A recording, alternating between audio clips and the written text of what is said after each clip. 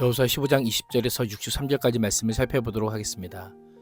유다 지파의 경계들을 소개한 이후 유다 지파 경계에 속한 120여 개의 성읍들을 구체적으로 열거합니다.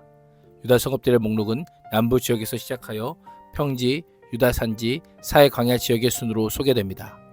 유다 지파의 기업 분배는 예루살렘 정복 실패에 대한 언급으로 마무리가 됩니다. 20절은 도입입니다.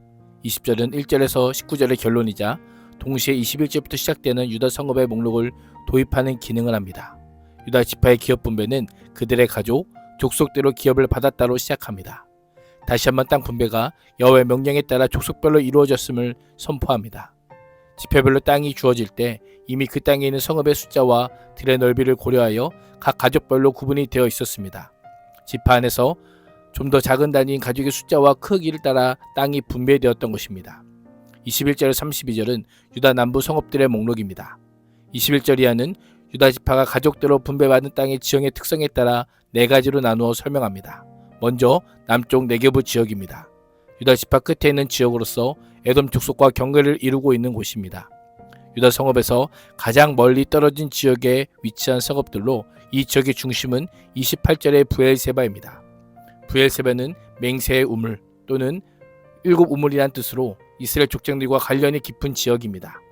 남부 성읍들의 목록에는 시몬 지파의 성읍 9개가 포함이 되어 있습니다. 9개의 성읍은 19장에 기록된 시몬 지파의 기업에도 등장합니다. 왜 중복되는 걸까요?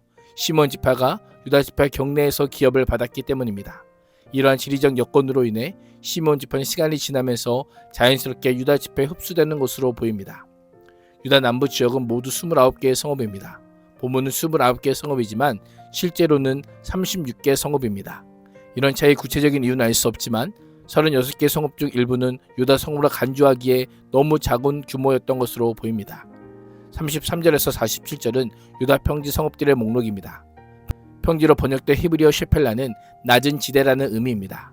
일반적인 산지의 평균 고도가 600에서 900m인데 반해 평지로 번역된 셰펠라 지역의 평균 고도는 150에서 240m에 불과했습니다.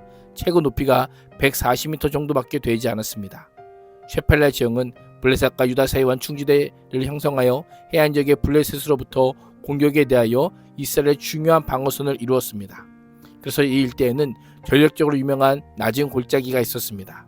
여호수아가 아모리 사람들과 전투했던 아얄론 골짜기, 삼손이 블레셋과 자주 충돌했던 소렉 골짜기, 다윗과 골리앗이 싸운 엘라의 골짜기가 여기에 속합니다. 45절에서 47절을 보면 블레셋 성읍의 목록들이 언급됩니다. 에글론과 아스돗과 가사는 아직 블레셋 사람들의 거주지이지만 유다의 성읍으로 분배되었습니다.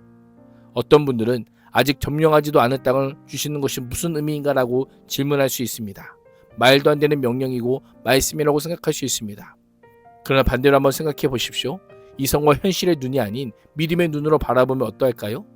아직 정복하지 않은 땅이지만 하나님께서 점령하게 하실 땅입니다. 앞으로 유다 지파가 믿음으로 취해야 할 곳입니다. 이미 가나안 땅에 들어와 기업으로 분배받았지만 아직 끝나지 않는 전투의 현장입니다. 그런 점에서 엄청난 가능성을 가진 약속의 땅이라 할 수 있습니다. 하나님의 누구인지를 다시금 목도할 수 있는 절호의 기회요, 하나님의 일하심을 체험할 수 있는 최고의 순간이 그들에게 주어졌던 것입니다. 그리스도에게 승리는 무엇입니까? 승리는 주어지는 것인 동시에 얻어서 누리는 것입니다. 승리를 얻기까지 우리에게는 믿음과 순종이 요구됩니다. 철저한 신뢰의 훈련이 필요한 것이죠. 오직 하나님을 의지하는 시간이 요구되고 하나님께서는 그런 시간을 통해 하나님의 선물은 땅이 아니라 우리의 믿음임을 알려주시는 겁니다. 우리의 모습은 어떠합니까? 어떤 분들은 하나님의 선물이 땅이라고만 생각합니다. 더 많은 땅을 얻고 더 많이 누리면 하나님께 복을 받았다라고 합니다. 과연 그럴까요? 진짜 복은 땅이 아니라 믿음입니다. 믿음 없는 부유함은 축복이 아닙니다. 도리어 하나님을 망각하게 만들고 땅을 의지하게 하는 재앙이 될 수 있음을 기억해야 합니다. 48절에서 60절은 중앙산지 성읍들의 목록입니다. 산지로 번역된 히브리어는 일반적으로 산악지형을 가리킵니다. 그러나 에브라임 지파와 유다 지파의 높은 지역적 특징에 제한되어 적용될 때는 구릉지대를 가리킵니다. 하나님께서 주신 땅을 이성적이고 현실적인 눈으로 바라보면 상약지형에 정복하기가 갑절이나 힘들 땅이지만 믿음으로 정복한 후에는 산악지형이야말로 우리를 견고히 지켜줄 믿음의 요새가 됨을 알려주고 있습니다. 우리의 모습을 돌아보십시오. 지금 인생의 산지를 오르고 계십니까? 말로 닿을 수 없는 고통과 눈물의 산에 서 있으십니까?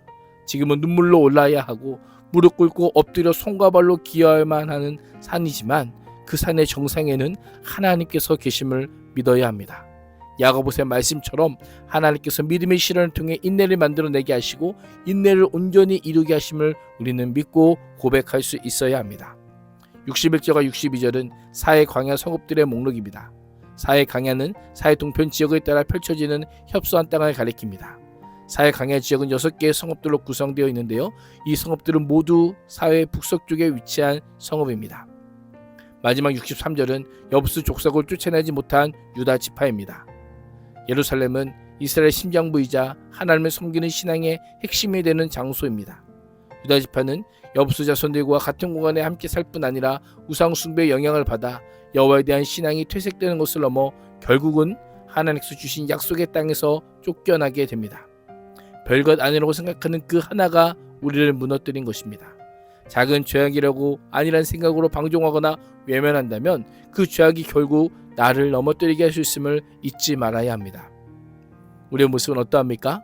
삶 가운데 언제든지 내가 다스리고 통제할 수 있다고 생각하는 부분이 있으십니까? 어쩌면 그 부분이 우리에게 치명적인 약점이 될 수 있습니다. 별것 아니라고 생각했던 그것이 나의 발목을 잠을 수도 있음을 잊지 말아야 합니다. 오늘 하루도 우리 안에 있는 작은 죄까지도 하나님 말씀에 따라 버리고 말씀에 따라 순종하는 복된 하루가 될 수 있기를 주님의 이름으로 축복합니다. 기도하겠습니다. 하나님, 내 안에 작은 죄를 깨닫게 하여 주옵소서. 그것 하나, 나 하나쯤이라는 아니란 생각과 행동을 버리게 하여 주옵소서. 예수님의 이름으로 기도합니다. 아멘.